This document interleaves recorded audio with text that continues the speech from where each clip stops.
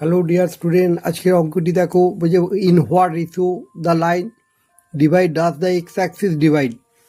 X অ্যাক্সিসে লাইনটা slide সেগমেন্টকে যদি এক্স অ্যাক্সিস ডিভাইড করেছে, মানে এখানে পয়েন্ট অন এক্স অ্যাক্সিস আর পয়েন্টটা x comma zero. The point P পয়েন্টটা এখানে অলরেডি তৈরি হয়ে গেলো x comma zero, that is value of y is equal to zero. এ যথারীতি পি আর কিউ জয়নিং পয়েন্টে আমরা সেই ফর্মুলা তৈরি করলাম, M X two plus N X one by M plus N. Similarly M Y two plus N Y one by M plus N. এই formula apply করলাম। Formula apply করে আমরা যথারীতি আর পয়েন্টটা পেয়েছি। আরে আমরা লিখেছি যে লেট পয়েন্টটা যেন ডিভাইড হচ্ছে ল্যামডা ইস টু ওয়ানে, ল্যামডা ইস টু ওয়ানে ডিভাইড করতে বলেছি। ল্যামডা ইস টু ওয়ান এখানে m is to n lambda plus one.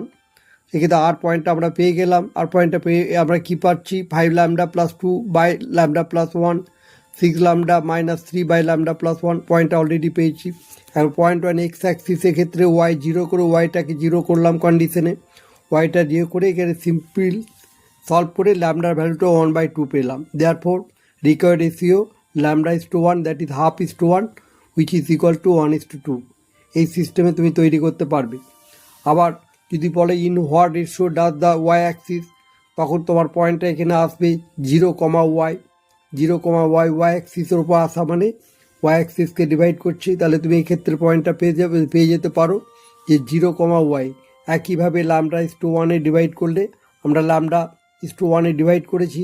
সেক্ষেত্রে এই যে রেজাল্টটা পেলো, আর এই value 3 lambda minus 4 by lambda plus one, ওই আর minus 7 lambda plus 5 by lambda plus one.